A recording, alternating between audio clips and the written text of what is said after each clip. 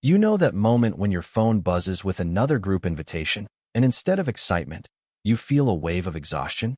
Like you'd genuinely rather spend Saturday afternoon reading, working on a project, or just sitting with your own thoughts than making small talk at brunch about things that don't actually matter. For years, many of us thought something was fundamentally wrong with feeling this way. But psychology has been quietly documenting something fascinating. People who genuinely prefer smaller social circles, or even significant solitude, aren't broken. They're operating with a completely different and often healthier psychological architecture than we've been led to believe. Today, we're diving into what research actually tells us about people with few friends and why the conventional wisdom about social connection might be missing something crucial. Let's start by clearing up the single biggest misconception. According to decades of research from the University of Chicago's Center for Cognitive and Social Neuroscience, we need to distinguish between two completely different experiences that our culture constantly conflates.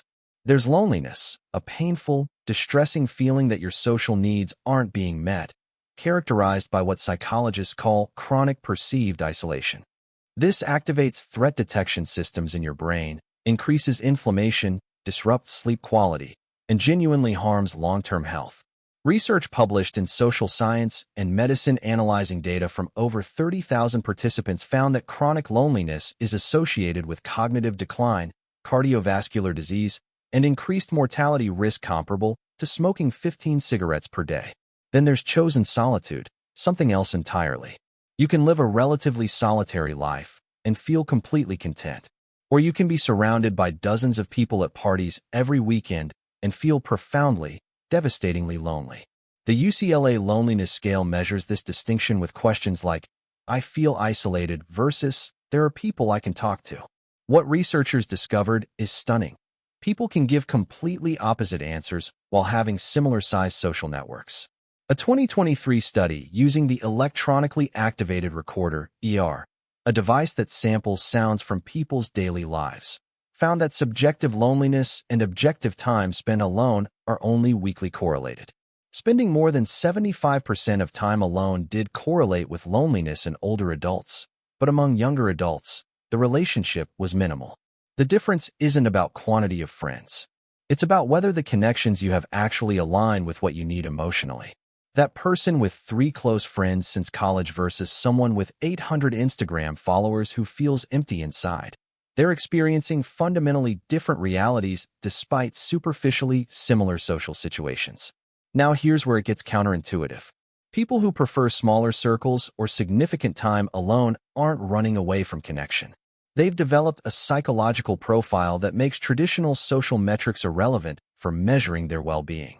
If you examine personality research systematically, individuals comfortable with solitude consistently demonstrate several distinctive traits. Self-concept clarity. They know who they are without needing constant external validation. Research in the Journal of Personality shows that solitude seekers score significantly higher on measures of stable self-identity.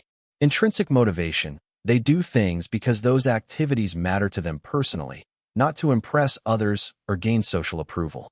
Their reward systems are oriented internally rather than externally. Emotional self-regulation. This is critical. They can sit with their own thoughts without panic, without desperately scrambling for their phone or another person to fill the silence.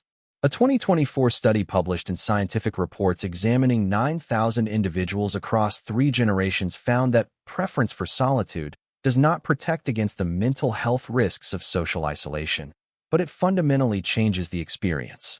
People with high preference for solitude who were socially isolated showed different patterns of distress than those with low preference who were isolated. What they've developed is what psychologists call emotional self-sufficiency, the capacity to handle their own feelings without constantly outsourcing that work to others. And crucially, studies on social networks and mental health show that people comfortable being alone often end up with deeper, more authentic relationships than those who can't tolerate solitude. Why? Because when they do reach out, it's from a place of wholeness, not desperate need to fill a void. They're selective about their social energy, directing it toward people who actually understand them, respect boundaries, and don't require performative social behavior. Let's talk about something the original research hints at, but recent neuroscience has now confirmed. Solitude isn't just psychologically healthy for certain people, it's creatively essential. Einstein once said that the monotony and solitude of a quiet life stimulates the creative mind. Modern neuroscience is proving he was right, but the mechanisms are more sophisticated than we realized.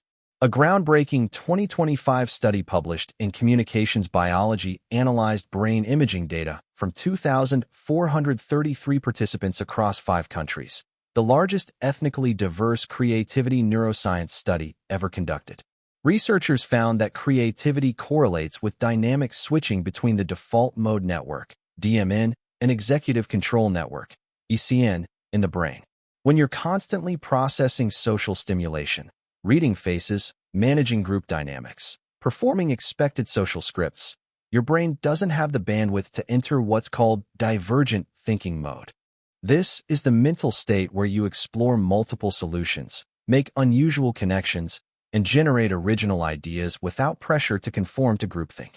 Recent EEG studies on creativity show that creative individuals actually experience solitude differently at a neural level. When alone, their minds engage in what researchers call associative wandering, freely moving between loosely connected ideas rather than linear, constrained thinking. Research published in Personality and Social Psychology Bulletin found that during periods of solitude, highly creative individuals reported less boredom, spoke more words when voicing their stream of consciousness, and made more loosely associative transitions between thoughts than less creative individuals. The implication is profound. People with few friends aren't missing out on inspiration. They're creating the mental space necessary for it to emerge. Their brains are functioning in modes that crowded social calendars actively prevent. But we need to address something crucial. Having few friends doesn't automatically mean you're lonely, but it also doesn't make you immune to the psychological and physiological risks of isolation. Research from the National Institute on Aging has documented extensively that chronic perceived isolation, that feeling of being alone in the world, regardless of how many people are physically around you, affects attention, cognition, and behavior in ways that genuinely impact long-term health.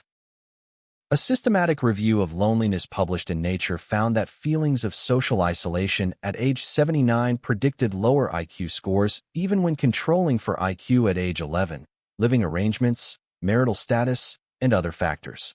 Other longitudinal studies show cognitive decline accelerates over 10-year periods among people high in loneliness versus those low in loneliness. The biological mechanisms are alarming. Chronic loneliness triggers inflammatory responses, alters gene expression related to immune function, and creates a vicious cycle of heightened threat vigilance that disrupts sleep and cardiovascular health. Studies have linked persistent loneliness to a 29% increased risk of coronary heart disease and a 32% increased risk of stroke, with effects comparable to established risk factors like hypertension and obesity. So the critical question isn't, how many friends do you have? The real question is, do you feel connected to the people in your life? Does your current social configuration align with what you actually need? Because the research reveals something essential. It's the subjective experience of connection or disconnection that determines health outcomes, not the objective measures of social network size. When you strip away all the cultural noise about what friendship should look like, people who genuinely thrive with fewer friendships share certain psychological characteristics. Strong internal compasses. They make decisions based on personal values rather than social pressure or fear of judgment. Comfort with introspection. They're not afraid of their own company because they've learned solitude isn't emptiness, it's space. Space to think, create, process emotions, and develop ideas that matter to them. Self-concept clarity. They know who they are without needing constant feedback loops from others telling them.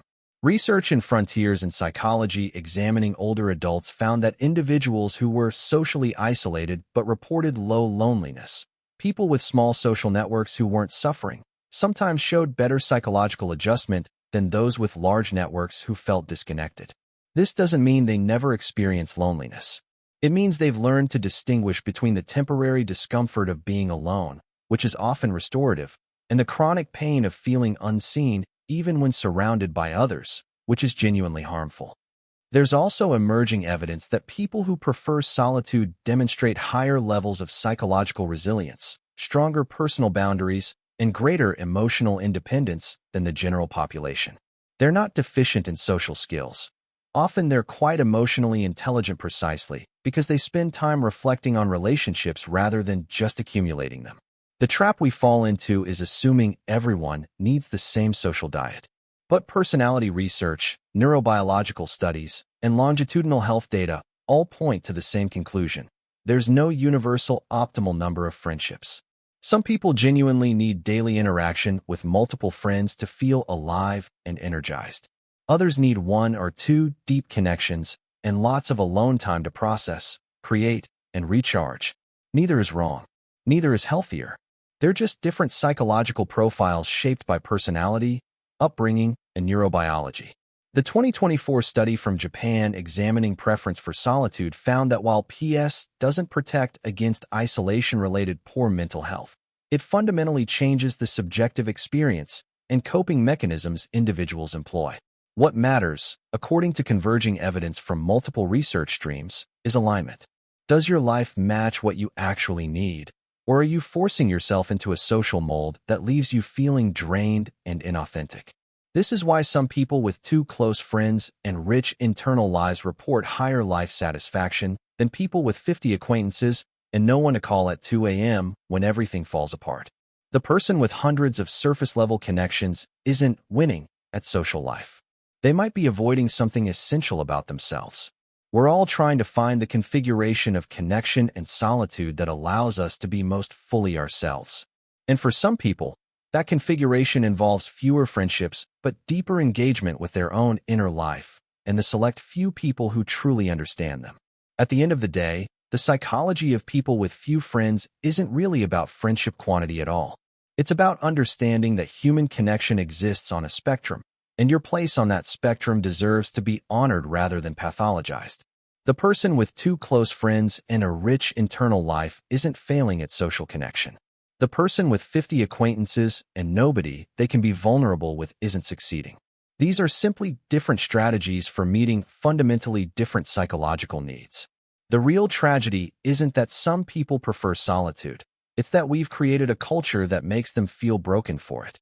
We celebrate extroversion, reward constant social engagement, and treat introversion or preference for smaller circles as something to overcome rather than a legitimate way of being human. Sometimes choosing the quiet, even when the world keeps telling you to choose the crowd, isn't antisocial behavior. It's self-knowledge.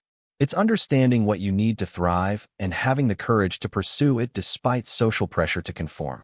If this resonated with you, whether you're someone who prefers fewer, deeper friendships, or you're trying to understand the people in your life who do, I'd genuinely appreciate if you'd subscribe to the channel. And if you want to support more deep dives into behavioral psychology, neuroscience, and the hidden forces shaping human experience, consider becoming a channel member. Thanks for watching. I'll see you in the next one.